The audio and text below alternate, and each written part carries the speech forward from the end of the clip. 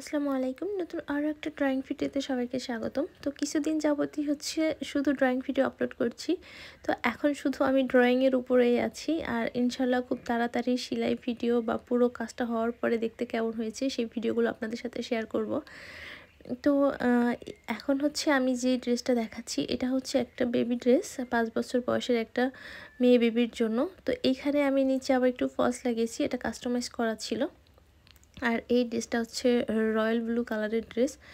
তো এখানে আমি মাল্টি কালার সুতা ইউজ করব। আপুটা হচ্ছে যেমন যেমন যে ডিজাইনটা দিয়েছিল সেটাতে এরকম মাল্টি কালার হচ্ছে সুতার কালার ছিল।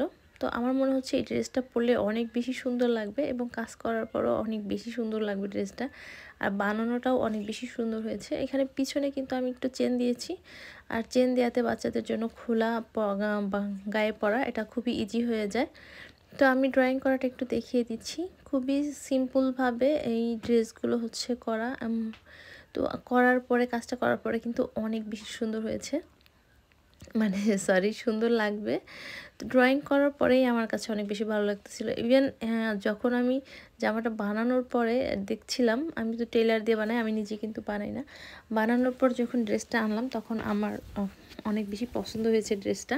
কাজ করার পরে নিশ্চয়ই আরও বেশি সুন্দর লাগবে। তো যাই হোক, আপনারা যদি কেউ নিতে চান বাচ্চাদের জন্য, এই সামনেই কিন্তু অনেক বেশি গরম, এখনই কিন্তু গরম পড়া শুরু হয়ে গেছে। তো এই ধরনের সুতি কাপড়ের ড্রেস যদি বাচ্চাদের জন্য নিতে চান তাহলে অবশ্যই একটু দ্রুত অর্ডার করবেন, কারণ ঈদের মধ্যে অনেক বেশি চাপ থাকে, তখন আর হচ্ছে আমি অর্ডার নিতে পারি না।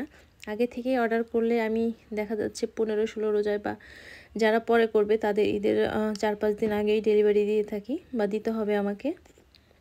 তো একটু আগে আগে অর্ডার করলে আমার জন্য অনেক বেশি ভালো হয়।